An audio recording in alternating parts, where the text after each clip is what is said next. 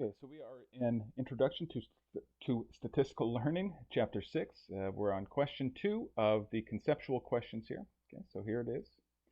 So for parts A through C, so here's A, B, C, indicate which 1 through 4 is correct. And so these are just simply statements, and we need to determine if they are true or false relative to the statement made in A, B, C.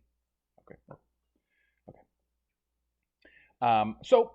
Let's start here with the lasso, as well as for ridge regression, and we're going to lump these together because they're very similar. Okay, so the lasso and or ridge regression relative to least squares is, and so now we need to determine which of these is possibly correct. Okay, so let's read number 1 here. Okay, the lasso is well, actually, let's talk about what lasso and ridge regression are doing. So if you remember from the chapter. Both of these, so lasso and ridge regression are a way of running your ridge regression or I'm sorry, your regression or maybe some kind of other analysis, which imposes an additional penalty term. Okay, so for instance, what's presented in the chapter here, for the most part, is we might apply it to least squares. Okay, and so we have our normal penalty, okay, which is residual sum of squares, plus an additional penalty term. Okay. Now for lasso, all of this mess right here is really just the sum of the absolute value of the beta coefficients. For ridge regression, it's the square of the beta coefficients. But there's a penalty term here. Now by imposing a penalty, okay, by an additional penalty, we are imposing additional constraints then on the possible solutions that our analysis could return. Okay, so in other words, we are constraining the solution space. And another way that we could say that simply is that we are imposing bias. Okay, because we're eliminating or at least making less probable certain solutions. Okay, and that's what bias is. Now, also by reducing the sample or the solution space, again, because we have this additional penalty, right? So we're reducing the possible solutions. We are also reducing variance, right? Because the possible solutions have less room to vary, I guess is maybe one simple way to say it. Okay. So for part A, we know that we're making it less flexible. Okay.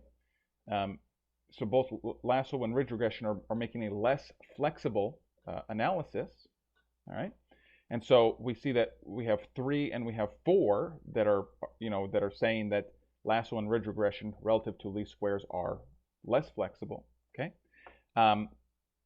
so let's look at these. So we'll look at 3. So less flexible and hence will give improved prediction accuracy when its increase in bias is less than its decrease in variance, and that sounds true to me, right? So in other words, when the bias that we impose here more than compensates for the decreased, let me say that again. When the decreased variance that we impose here is compensated for or is less than compensated for by the increase in bias that we're imposing, then lasso or ridge regression will prove to be better. Okay. Now, what about 4? Less flexible and hence will give improved prediction accuracy when its increase in variance is less than its decrease in bias. Okay, well, this could never be correct regardless of where we're applying it, because if we're making something less flexible, we are always increasing bias. We're not decreasing it. And similarly, we're decreasing variance, not increasing it. So 4 could never be an answer. Okay, all right. So now let's go to C. Haven't answered A and B. So repeat A for nonlinear methods relative to least squares. Okay, so which of the statements is true for nonlinear methods relative to least squares? Okay, well, a nonlinear method is going to open up all sorts of possible solutions relative to just linear methods. Okay, and so we're going to have a larger solution space. So we are reducing bias by using nonlinear methods or by making something more flexible. Okay, but we're also increasing variance, right? Because there's more possible solutions. So there's going to tend to be more variance in here. Okay, so so let's look through these. So we just see that 1 and 2 suggest, you know, that that nonlinear methods are more flexible. So it's got to be one of these two. So let's read 1 here. Okay, so nonlinear methods are more flexible than least squares, and hence will give improved prediction accuracy when the increase in bias is less than its decrease in variance. Okay, so just like 4 could never be an answer, this also cannot be an answer. Why?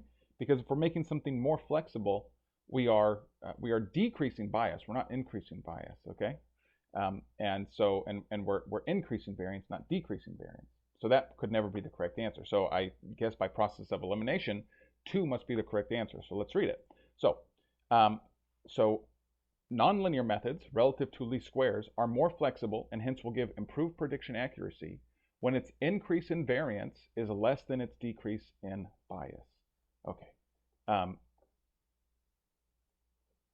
Yeah, so that is true. So when we make it more flexible, the variance is indeed going up, and that will tend to produce worse fits, but that could be compensated for by the decrease in bias. So that is correct. So for part C, 2 is correct.